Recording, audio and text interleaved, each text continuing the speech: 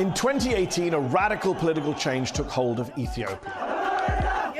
A popular uprising ended nearly 3 decades of rule dominated by the Tigrayan People's Liberation Front, the TPLF, and brought to power a promising new Prime Minister, Abiy Ahmed. Hailed for ending hostilities with neighboring Eritrea, Abiy won the Nobel Peace Prize and raised hopes for national unity.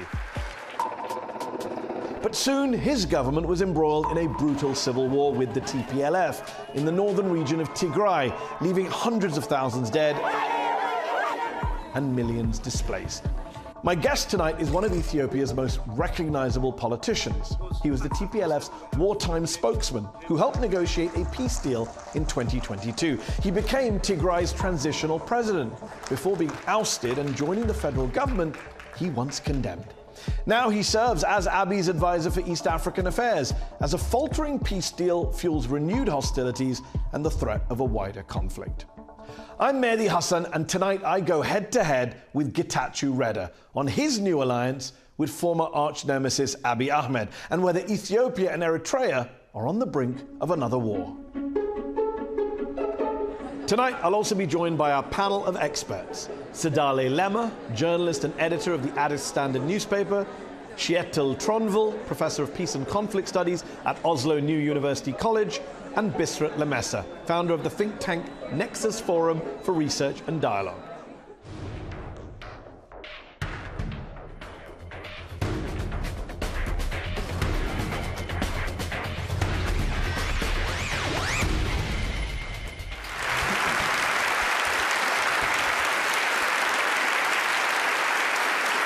Getachew Reda, thank you for joining me on Head to Head tonight. My pleasure. You are currently serving as a government minister and an advisor to Ethiopia's Prime Minister Abiy Ahmed. Abiy, as you know, is a controversial, some would say divisive political figure in your country. His critics say he's a tyrant, he's a grifter, he's dismembering Ethiopia. What's your response to people who make those criticisms of your boss? Some, if not most of the things I have said all along the last couple of years, the last few years.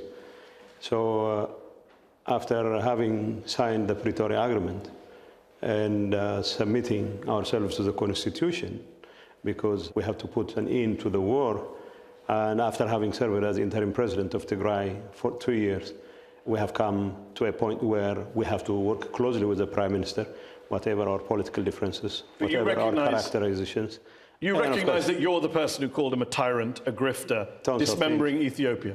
And more, yeah. And more. You did go more. Yeah. You actually accused him of committing the crime of crimes, genocide, against your people, against the Tigrayans during the recent civil war.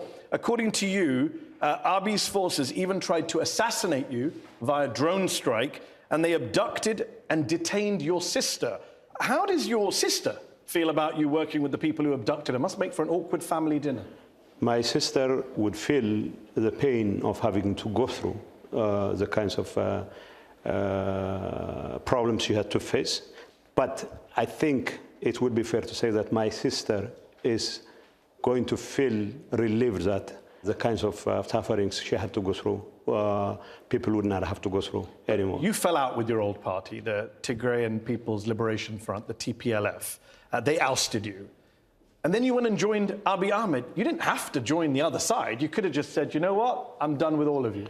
Yeah, one of the things I knew I had to do was to make sure that my erstwhile friends, my comrades, who for one reason or another, of course that would include myself too, led to the kinds of suffering the people of Tigray had to suffer because of their failure in leadership, should not be allowed to continue to enjoy the kind of totalitarian control over the people of Tigray. So as long as there was a possibility, indeed a likelihood of working closely with the federal government, not to spite the people of Tigray, but to protect the interests of the people of Tigray. But you're working with the federal government, hold on Getachew, you're working with the federal government that you spent years calling war criminals. You said Abiy Ahmed, and I'm quoting you, perfected genocide into an art form.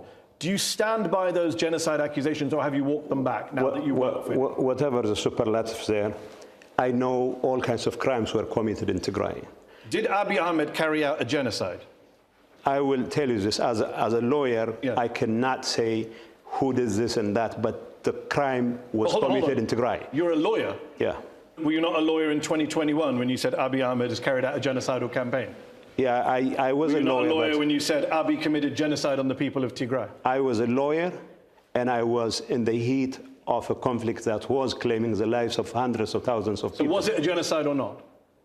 I believe genocide has been committed in Tigray. By Abiy Ahmed?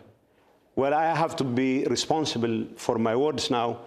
So you weren't responsible And I before? am ready to stand by my position that genocide has been committed. I'm confused. Just to clarify for the audience watching, you still believe it was a genocide, Yes. but you're not willing to say he did the genocide? Yes. It was a genocide that just happened by itself? No, there were so many actors involved. Okay. So what I'm saying is, Was he one of them? well, the war on Tigray was led by Prime Minister Abiy Ahmed himself. So he led the genocide? I mean, we don't have to be that specific. We do. He led the war. That's why we invited you here, to find out your views. He led the war. He led the war. So I will give him And it was the a opportunity genocide. to defend himself in public, in court. Okay. What I'm saying is all kinds of crimes, You mentioned...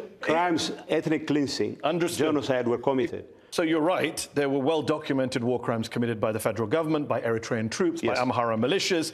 But human rights organizations in the United Nations also documented massacres of hundreds of people, including civilians, by Tigrayan forces, by your side. At the time, you labeled those claims, quote, a figment of someone's imagination. You called it a staged drama. Can you now admit that you were lying at the time to cover up war No, crimes I wasn't lying. by your forces? I was making a statement defending our false decisions, statement. our decisions that there was no systematic attack against civilians by the Tigrayan forces, but to the extent that there were incidents, we were ready to hold ourselves accountable to any international tribunal. So when I say...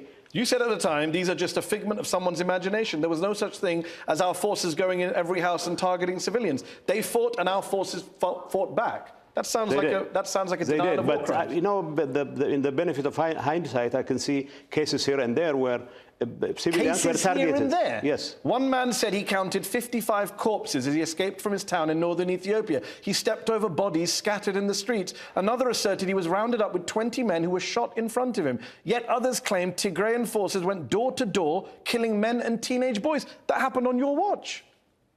Well, to say that it happened under my watch, under circumstances, would be a bit of a stretch. But when I say that no decision, such a decision was made against civilians, I still stand by it because there was no decision to target civilians. But as long as there were off-grid officers here and there who have targeted civilians, I'd be more than glad to assume my fair share of responsibility. To be fair, you recently exposed an internal TPLF investigation that accuses 231 of your former leaders and affiliates of crimes, including human trafficking, abductions, gold and weapon smuggling. But you waited to reveal it. Honestly... How do we know you weren't involved in these crimes? Honestly, I wasn't involved in the crimes because... Well, you exposed them. Because I wasn't. But I knew... That's not really a good defense. I wasn't involved in the crimes because I wasn't. After having spent months as president of the interim administration, it came to my knowledge that these kinds of activities were quite mundane. But you didn't reveal it. I didn't reveal it until this year. Because I didn't reveal it because we believed in the TPLF that maintaining a modicum of unity was far more important than addressing our internal problems. And that... I mean, human trafficking is not an internal problem. It's a major crime. When I first decided to bring those not just accusations, but also evidence to light, well, my responsibility was to make sure the people who were in the business of adjudicating these cases were informed. And it's not like I can go door to door and prosecute myself. But you exposed 231 people. But I did the exposing way ahead of my being ousted as interim president. But you admitted earlier this year that you lied up until now. I tolerated this. No, I tolerated. You lied. You said you lied. No, I didn't lie. I tolerated. You said earlier this year, it is enough that I lied up to now and I tolerated up to now. Those are your words. Well, are you lying about having lied? Whoever translated those things to you must have overstated their case. What would you say to someone in this audience who says, you exposed 231 people in your party for committing crimes. Conveniently, none of the 231 were you. Unfortunately for whoever was making those claims, I wasn't one of them. It's as simple as that. Okay. The Pretoria Agreement, the peace deal that you negotiated, signed in 2022, that pledged justice for millions of people who suffered during the war in Tigray. It's been 3 years, and none of the key promises have been fulfilled. None of the major players have been held accountable for war crimes. In fact, many of them are still in positions of power. Last month, you met with Amhara official Demeke Zudu, who Human Rights Watch has said continued the ethnic cleansing in Western Tigray even after the ceasefire, including, quote, arbitrary detention, torture, forced deportations. How can Tigrayans possibly believe that you are working in their best interest when you're meeting one of the men who's responsible for them having lost their land? Is that unheard of elsewhere? If you are interested in resolving this crisis, you have to deal with people who are in charge now. I believe the federal government needs to dismantle any Amhara administration in occupied areas in Western Tigray and other parts of Tigray that are still occupied by the Amhara.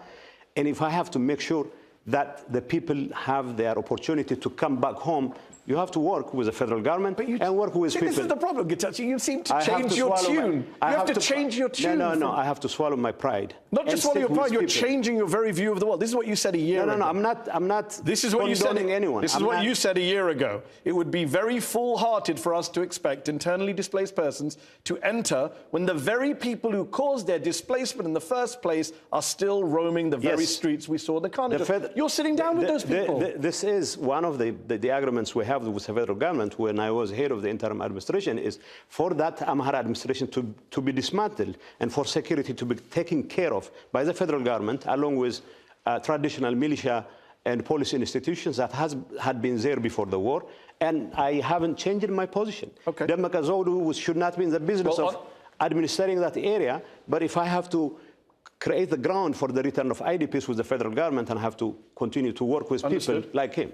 Many Tigrayans, you know this, see you as a traitor. Thousands of people in Tigray went to the battlefield and they died. They were killed in war based on your call to arms. You urged young Tigrayans to, quote, rise and deploy to battle in tens of thousands. What do you say to the people of Tigray today who were victims of the war and who now think you betrayed them by joining the architect of their suffering, Abiy Ahmed? There are two things here.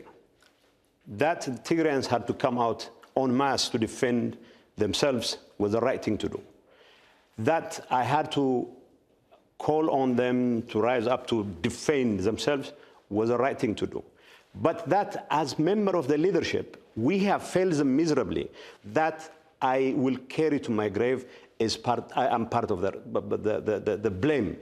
And the reason why I am trying to do what I am doing right now is to make sure that not only I atone for the kinds of mistakes we have done, but also I have to do everything in my power to make sure that that sort of miscalculation will never happen again. And the thousands of youngsters who paid their lives, that could have been avoided if we were insightful enough as the leaders. Doesn't happen again. All right, let's go to our panel of experts here. I'm joined by Sadale Lema, editor of the Addis Standard newspaper. Were you surprised, Sadale, to see Getachew join Abiy Ahmed's administration? What does that mean for the victims of the war? He says he feels like he's atoning for things. I think it's one of the greatest tragedies, Getachew. This is not just a moral collapse. This risks erasing morality altogether. You agree that a genocide took place. And it's not just a figment of imagination. You mentioned about, I would call it pragmatism or working from within to solve this problem. And I think your supporters also say the same thing. What have you done so far? Have the people of Tigray been compensated, redress, justice? Have the federal government tried to incorporate, after you even came to it, incorporate Tigray into the federation? The answer is no. Okay. Is there any justice to the victims? The answer is no. Bisrat Lamessa is an independent researcher, runs the think tank Nexus Forum for Research and Dialogue. Do you agree with Sadale's point that he may have joined the government, he may be trying to do good, but where are the results? What did you make when you heard the big news that he had come and joined Abiy Ahmed? I don't agree with Sadale, unfortunately. Well, one thing, it hasn't been designated as a genocide. This is a very sensitive concept that we shouldn't casually throw around. But when it comes to Getachew, I believe this is a very pragmatic move that has positive dividends at multiple levels. This is not a simple alliance between two individuals. people are rejecting TPLF's 50-year autocratic monopoly over the people's political, civil, and economic lives. They want a new political dispensation which is democratic, inclusive, open, and diverse. And I believe such a move is an ideal opportunity to create an alternative space that will enable Tigray to renew itself from within. So Bisrat makes the case for why you should be in there. Deal with Sadale's point that what have you actually achieved being in government? What justice have you got? I'll have to first respond to what Sadale. I mean, you know, I'm not here to pontificate about moral. I'm one of those leaders who should be blamed for anything and everything that has gone wrong. But I also know that I'm one of the leaders who realized that going ahead with the kind of destructive approach we've been following is not going to be in the best interest of the people of Tigray. What have you achieved by making this big step? Oh, you mean since joining? I had long since joined Abiy Ahmed. I was the interim president appointed by Abiy Ahmed. And why is it that all of a sudden now I was ousted from Tigray, as it were, and then I come to Addis and I have to deal with Tigray issues. I still have to protect the best interest of the people of Tigray in any way I can. And then I have the opportunity to work with the Prime Minister, not as a policymaker, but as an advisor who would give his 5 cents. Let's bring in Kjetil Tronvoll, is a professor of peace and conflict studies at Oslo New University College. He specializes in Ethiopian and Eritrean affairs. Getachew says he wants accountability and justice for Tigray and the victims of the civil war. Is the federal government that he's part of, that he's a minister in, is it working towards that aim? Is it doing enough? Well, we don't have any evidence for that as of now. They have put in place a so-called transitional justice mechanism to address the mass atrocities taking place in Tigray during the war. But that framework of so-called transitional justice is more aimed at not disclosing and not placing accountability on individuals, but diverting attention to other aspects of Ethiopia's long troubled history of human rights abuse. So as of today, we have no evidence whatsoever that the government is providing accountability for the mass atrocities. No evidence whatsoever. That's pretty damning. I agree with Kjetil. Nothing of the sort has happened. Well, the Defense Ministry has taken measures against some off-grid low-level officials. And as long as I am able to convince or try to impress on the powers that be in Addis Ababa that none of the adventures 5 years ago are going to pay dividends, and then I will use that opportunity. In 2019, Prime Minister Abiy Ahmed won the Nobel Peace Prize for ending decades of hostilities with neighboring Eritrea. Abiy then partnered with Eritrea to fight against Tigray in the civil war. Today, however, there are rumblings of a possible new conflict between these two countries. There are reports of Ethiopian tanks and artilleries moving towards the border. Both governments are accusing each other of trying to provoke a conflict. Is Ethiopia on the precipice of another war with Eritrea? I wouldn't put it that way. I mean, the whole rhetoric about Ethiopia's wanting to have access to the Red Sea is often conflated with the idea of ownership of a real estate, coal, asset, or whatever. As far as I'm concerned, there is no credible argument whatsoever to try and go against the sovereignty of Eritrea. Are you saying that the claims of the Ethiopian government, led by Abiy, saying we want access to that Red Sea port that's in Eritrea, you're saying that won't lead to war? No. What I'm saying is I don't expect that to lead to war, at least not in the foreseeable future, as far as I'm concerned. Prime Minister Abiy, on the one hand, has said he wants peace. He says he wants to avoid conflict. On the other, he's vowed to, quote, correct this historic error of the seaport and said, quote, I am 1,000,000% sure Ethiopia will not remain landlocked. The Ethiopian military said recently that it will not hesitate to make any sacrifice to secure access to the sea. How are those not threats? So I have reason to believe that President Isaias and Prime Minister Abiy will find it in their hearts to find a way to resolve, to defuse the crisis. Believe me. That's what I believe in. When you say believe me, this show is not about belief. It's about facts. It's about evidence. I will tell Do you have any evidence? I'll tell you about the facts. Do you have any evidence that you're ruling? You're saying there's no conflict. Everyone who's worried about conflict right now. I'll give you the facts. Okay. You know, I recently traveled to Afar region, all the way to Bure. Yeah. And I saw concrete asphalt being built by the Ethiopian government. Yeah. Obviously, the Eritrean government also is building their side of the asphalt. So it must have been a recent fallout between the two sides. So if they have made that investment sincerely, and then I cannot rule out the two parties coming together and people worry about the issue. rhetoric. Many would say this is not about a port. This is about expansionism by the Ethiopian government. Some have said that Abiy is, quote, obsessed with Ethiopia's imperial past, that he wants to march into Eritrea's capital and declare the Red Sea as his border. He wants to be celebrated as the leader who restored Ethiopia's greatness. What do you say to people who say that? Well, I said as much in the past myself. Now the question is... Those are all your quotes. You said he was obsessed with Ethiopia's imperial past. You said he wants to restore Ethiopia's greatness. Is that not what you believe anymore? Well, no. I mean, I don't have any problem with Abiy wanting to restore Ethiopia's greatness, whatever that greatness is. My issue is that sort of claim is not likely to lead to the kind of conflict people fear is going to happen anytime soon. At the time, when you said it in 2021, you said it would lead to conflict. I said it in No, I didn't even say it will lead to conflict. That you it will said talk, each house I said he will take over Asmara. I understand that's what you're saying. My question is, does that mean you no longer think he's an imperialist warmonger? No. I think at this point in time he cares more about his image, that he's trying to make differences in domestic politics and all that. So I don't think he will risk the kind of expansionist approach that many people impute to him. But many people being you. Yeah. Well, in fact, I went beyond that he would take over Asmara. Okay. He hasn't taken over Asmara. So are you saying you were wrong about it? No, he hasn't taken over Asmara. If war does break out with Eritrea, should Abiy give his Nobel Peace Prize back? Well, he could. Okay. I'm not sure. Okay. Let's go back to our panel. Sadale Lema, what do you make of the tensions between Eritrea and Ethiopia? Getachew says, believe me, he's got some insider information. They're not going to go to war. Do you buy that? Are you worried? I am worried, and I think a lot of people are worried. I think the fundamental problem of the tension today is the alliances that President Isaias Afwerki and Abiy Ahmed created a war pact. And when the Pretoria Agreement was signed, it collapsed. Now the two are looking at each other. But the problem is that I think the Prime Minister made it for the first time a few weeks ago when he said that what they want is a navy base.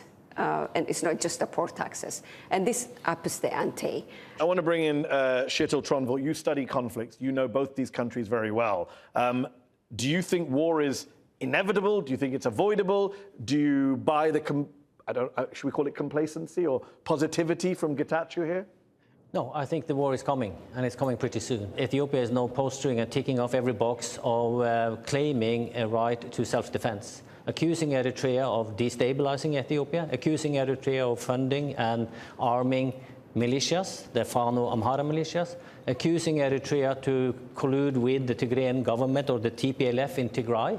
The Minister of Foreign Affairs in Ethiopia submitted a letter to the Secretary General of UN, ticking off all of these issues, saying that we will be patient, we want peace, but we are not patient for too long. Kjetil says war is coming, and he's laying out that the Ethiopian government seems to be making the case for it. While I agree with his analysis, what I'm saying is war is not necessarily inevitable.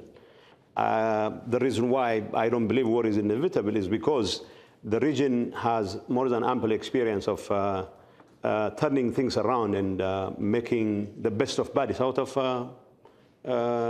erstwhile enemies. Excuse me, Mr. Getachew, the region has also ample experience with war after war after war after war, relapsing to war more than creating sustainable peace. Let me bring in Bisrat Lemessa. Let me ask you, Bisrat, when Prime Minister Abiy Ahmed says, we will correct the historic error, the mistake made 30 years ago will be corrected tomorrow. It is an existential issue. That sounds like a guy getting ready to do war. The government and also the Ethiopian people at large resent a flawed political process through which Ethiopia lost its coastal territories. So the Ethiopian government wants to sit down and discuss that with the Eritrean regime. Now, this is the problem. Eritrea's aggression is not necessarily linked to Ethiopia's quest for access to the sea. The Eritrean government hasn't managed to capitalize on Eritrea's independence and create a functional state that is reliable, predictable, and has institutions. In 2018, the Ethiopian government tried to formalize the expression of interest in friendship into institutionalized agreements. Well, the Prime Minister of Ethiopia in 2018 recognized the borders. It was just the borders per the Algiers agreement, but it wasn't necessarily about making corrections to the historical strategic blunder. We are going to take a short break. In part 2, we will be back with Getachew Reda, with our panel of experts, talking about the Prime Minister, Abiy Ahmed, his record, his legacy, his human rights issues, and Getachew's relationship with him. Don't go away.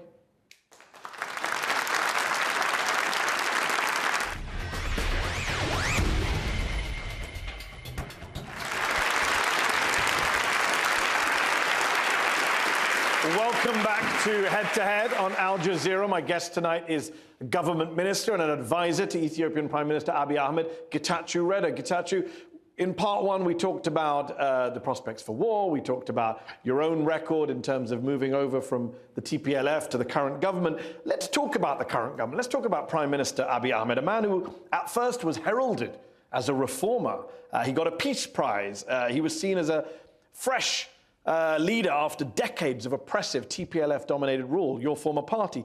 Today, though, under his rule, we're witnessing an erosion of human rights, government clashes with militia groups in Amhara, Oromia, the ongoing killing of civilians, the jailing of journalists and opposition figures. Ethiopia's economy is struggling, poverty is on the rise. Now, as you said in part 1, you support the Prime Minister in terms of trying to end conflict, especially abroad. But surely on the domestic front, you could agree that it's not going so well for Abiy Ahmed on the domestic front.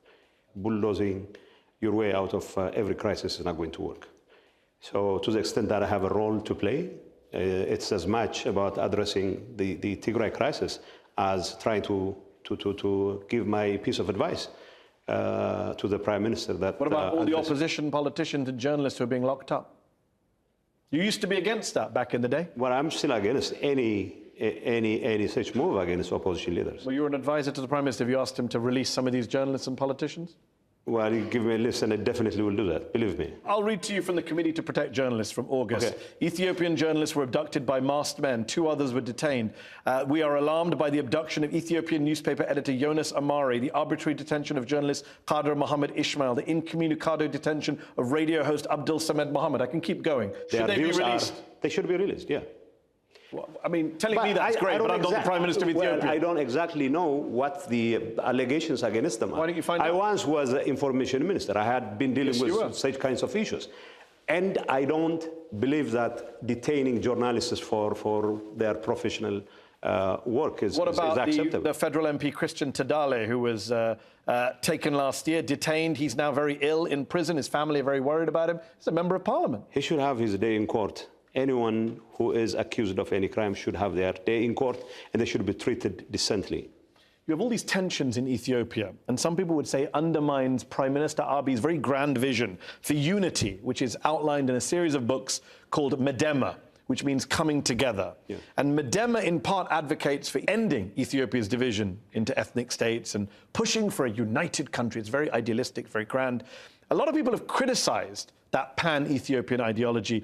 Some people call it an assimilation agenda that's been the source of the problems for Ethiopia. Other people call it bullshit. Some people say Abiy has no idea what Medema is. What do you say to those critics? Well, but the only Medema book I've read is the most recent one. So I gave my assessment of what the book stands for. You called it a noble document.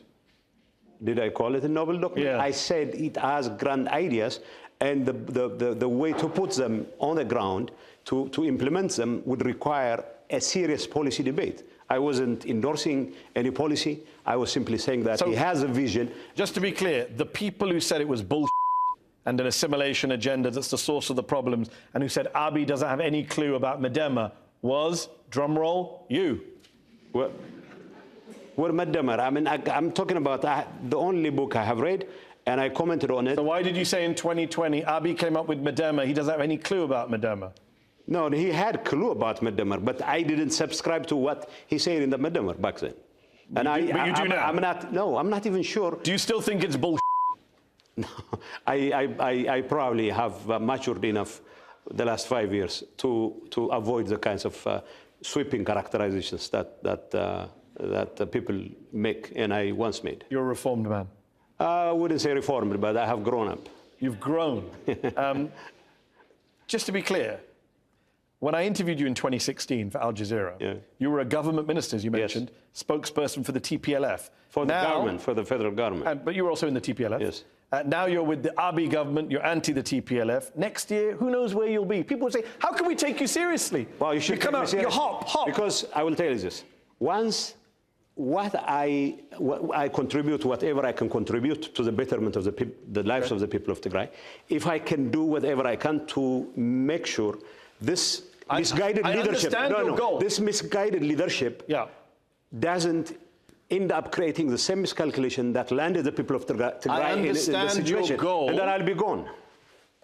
But gone where? To another party? No, probably to academia, to writing books and all that. Believe me, I'm not interested in the corridors of power anymore. Even now, you're not interested in political power, even though you've been in politics for 20-odd years. Even now, I don't clear my words with the Prime Minister. I don't clear my words with anyone, and I do what I do, and I say it because I think it's in the best interest of the people. On that note, critics of Abiy say he has a messiah complex. He's once said that he was divinely ordained to rule, that his mother had a vision that he would be the seventh king to unite Ethiopia. An advisor of his said Abiy believes he's God anointed. Has he said that to you? Does he tell you that he's the king? No, he said it in public. He said it in Parliament, right? Did he say it to you? No, he didn't say it to me. As a matter of fact, he was a very close friend even before he got elected. But who was what a close friend? Abiy was my close friend. You hated him. You said he was a genocidal warmonger, imperialist.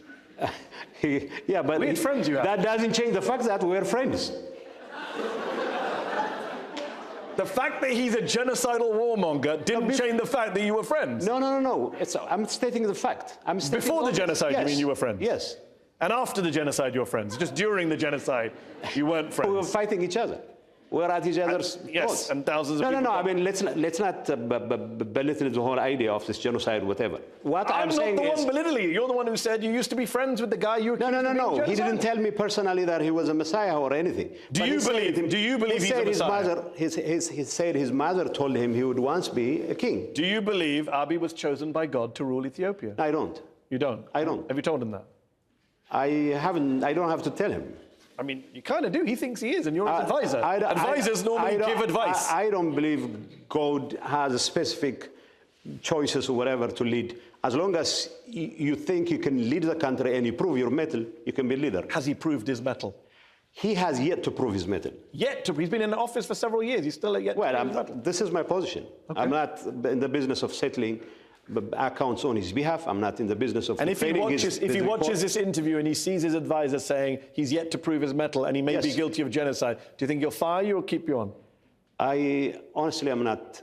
I don't really care what happens as a result of that. But I have reason to believe that saying those things in public does not necessarily lead to the kinds of consequences. But like I said, I don't care what happens. I live in a country where the leader thinks he's also a king. So let's go to our panel. Sidale Lema is editor of the Addis Standard newspaper.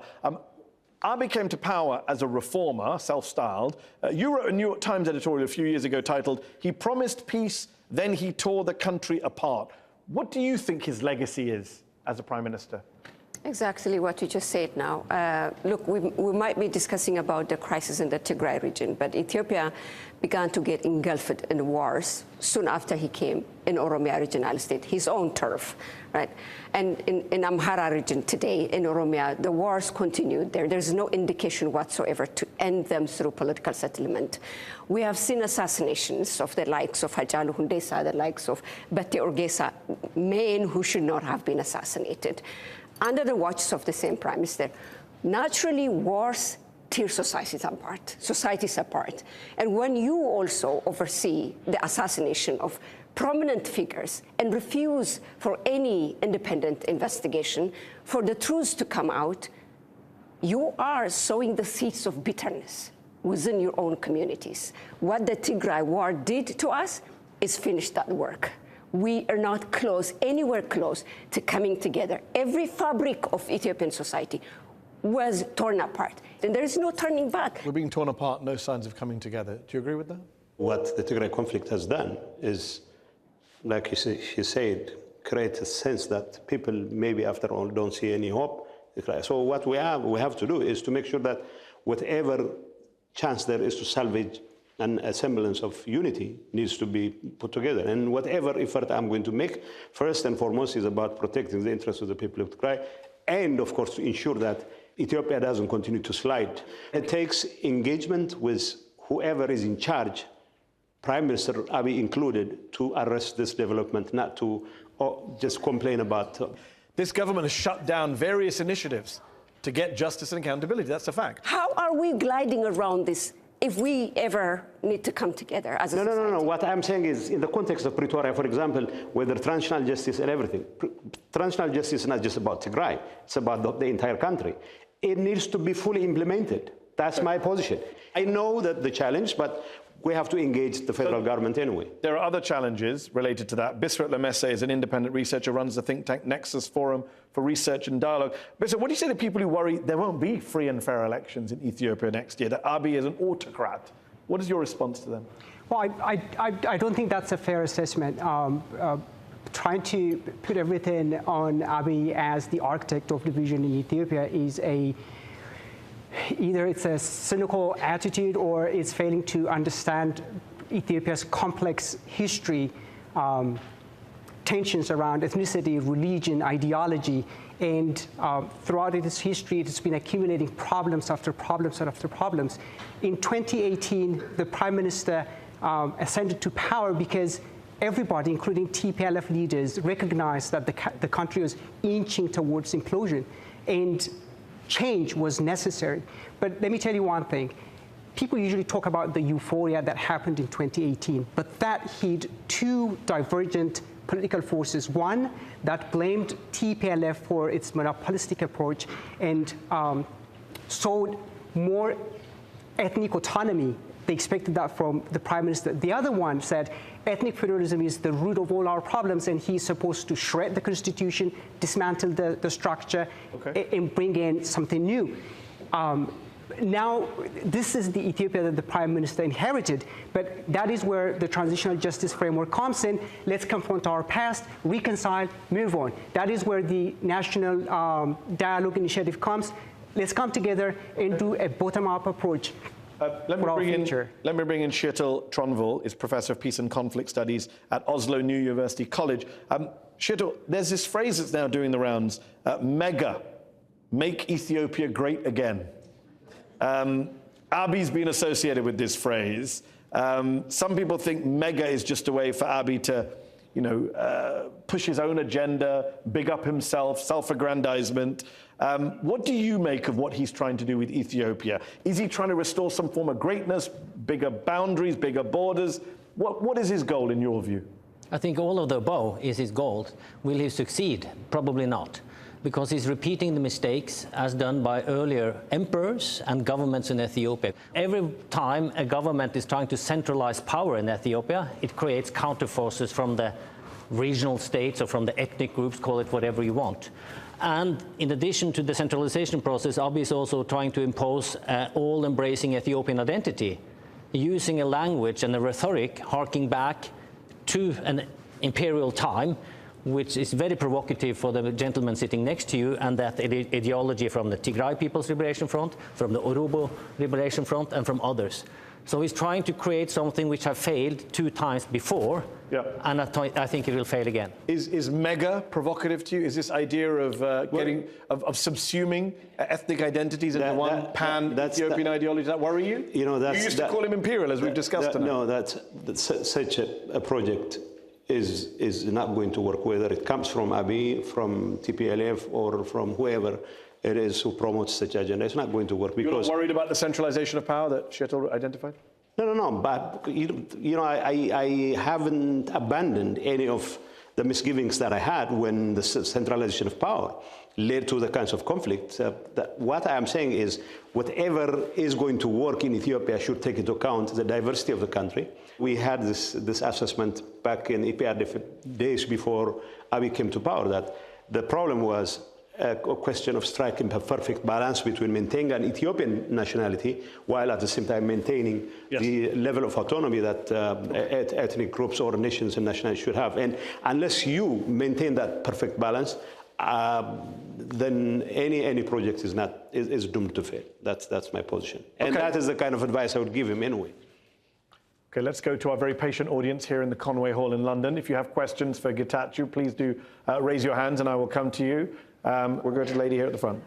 Domestic accountability has never happened in modern history in Ethiopia.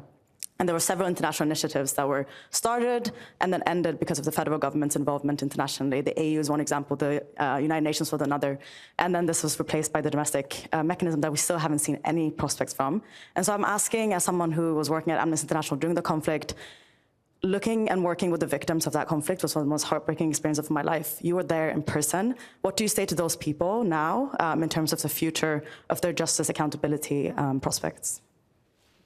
Okay. Well, I would say the very nature of the war, especially when it comes to Tigray, is such that just domestic responsibility alone would not be able to take care of the issue of justice and accountability.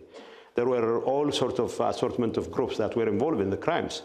And to just assume that transitional justice, that only takes into account, assuming that it's going to be implemented, will take care of all of the crimes. There was an African Union Commission, there was a UN Commission. The Ethiopian government lobbied to have them shut down. Well, I cannot speak for the government because this happened while I was arguing against it. What I'm saying is there needs to be... You would like to see those commissions still around? And there needs to be an international component to the quest for justice. There was. And the guy you work for lobbied to shut it down. Okay, I'm not going to cry over spilt milk. What I'm saying is, now that you don't have those institutions, we need to have an international component. So what are you calling for? What is that? Are you calling for an international tribunal, international investigation? What are you calling for? I don't have the specifics, but yeah, some kind of tribunal. Yeah, that involves, of course, the involvement of that involves international actors. Is that your personal view or is that the government's view? That's my view.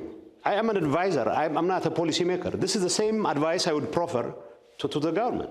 Because I'm saying there needs to be an international component because the crimes involved international actors as well. It got shut down by the government you work for. Let's go back to the audience. I said I'd go to that gentleman at the back. So Donald Trump claims that he solved 8 wars, and one of them was between Ethiopia and Egypt. He said that he ended it, but there really was no war between Ethiopia and Egypt. So he's lying, right?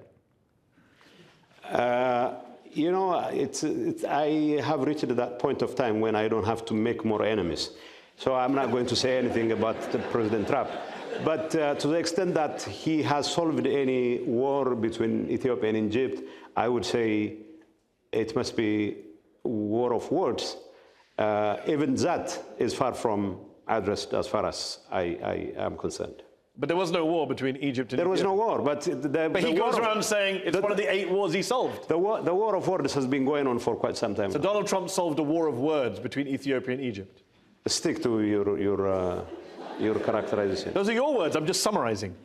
Yes, he hasn't solved a war between Egypt and Ethiopia. Thank you very much. Because there was none. That was good. We're in agreement. Finally tonight, we're in agreement. Gentleman in the second row. My question is, moving forward, the Ethiopian government is hoping to hold the next election, I think in next June, and I understand you have a new party called Simrat, which is Tigray Liberal Democratic. Could you please explain what is being prepared in terms of you taking part in the election? And thank you. This party was established simply to make sure that the movement for change in Tigray doesn't fizzle out because of the reckless leadership of the TPLF or whatever is left of it. So we are trying to fill the gap, but we also know that we cannot repeat what the TPLF leadership, myself included, had been doing, which is, of course, totalitarian control of the Tigrayan public. Lady in the glasses. Yes, do you want to stand up? Thanks very much. On your watch as regional president, your new allies were responsible for more deportations, for more killings, for more massacres. You know that your new allies in Western Tigray, who are still administering that area, have been accused of ethnic cleansing on a massive scale. you know that they are still responsible for brutalizing that population, including, keeping women in sexual slavery. So I want to know what it is that you, with this miraculous power that you're now going to wield, are going to do to keep those people safe, especially in the absence of any prospect of justice or accountability. Well, thank you. You should know better that holding the people, the IDPs hostage, is a tactic that has been employed by the leadership in Magala, in Tigray. And well, while I had issues with federal government on some of the issues they were raising, we still were in agreement as interim Tigray administration with the federal government to go through that process of repatriation of IDPs. But the TPLF leadership, minus me, decided that without their former administration going to the picture, that they would not accept it. This is pretty much what happened. There were 3 times of redisplacement, 3 times of attempts for safe passage of the displaced individuals, and all 3 times they were redisplaced again. We were there reporting it. No, it's not the lack of... I know where you're coming from. What I'm saying is we had a series of negotiations with the federal government. We had decided on a number of steps to be taken care of, which not just me, but also the very people who were in charge of the implementation of the process were in perfect agreement with. But unfortunately, the political leadership would have none of it. Let's go That's to the what state who's happened. been waiting patiently in the red. Splinter groups in Araya and Afar are undermining the peace and recovery in Tigray and distracting from justice and accountability in Tigray. Will you advise the PM to stop arming the splinter groups and the insurgents and focus his attention on implementing COHA, since that's been neglected for all these years? The focus should be, both for the Prime Minister and for all of us involved, to the fullest possible implementation of the cessation of hostilities agreement. Well, I would beg to differ when it comes to your assessment of what's happening in Afar. I'm totally against any armed move against anyone, including the very people who ousted me, to use his word. But Getachew, you're accused of supporting these splinter groups as well. No, I'm not. The Tigrayan Peace Forces, are you involved with that? The Tigrayan Peace Force, my understanding of the Tigrayan Peace Force is a resistance against the kind of totalitarian moves by the TPLF leadership, and they are there to make sure that they don't have the wherewithal to launch another. So you are involved with that group? No, I'm not involved in that group. Whoever does that, I would support only if they are focused on making sure that TPLF leaders are not going to be used by the Eritrean regime to further destabilize the country. Because at the end of the day, what the Eritreans are calculating is to bring the conflict into Tigray and other parts of Ethiopia, so that whatever ambitions Abiy might have, they could get away scot-free. Getachew, next year Ethiopia will hold a federal election. You've started this new party, as we heard earlier, Simret. You've been in Ethiopian politics for almost 2 decades. Like a lot of other Ethiopian politicians, you've promised a lot of change, haven't delivered that change, as we've discussed tonight. Isn't the best path for peace and stability in Ethiopia, for people like yourself and Abiy, who've been around for a while, to just retire from politics and let a new, untainted generation take the reins? I can only speak for myself at this point in time. You are right about me and my colleagues to have to leave the scene and hand over to whoever is capable of understanding the situation on the ground and resolving issues without being tainted by whatever ugly past we have. Why did you just found a new political party? Let's just say I had to lend credibility, whatever support I have in Tigray, I need to lend that to the party. And rest assured, I will not be running for any specific office. On that note, I will have to say, Getachew Reda, thank you so much for joining us on Head to Head tonight. Thank you to our panel of experts here, and thanks all to our audience here in London's Conway Hall. You've been watching Head to Head on Al Jazeera English. Join us again for another show very soon. Good night.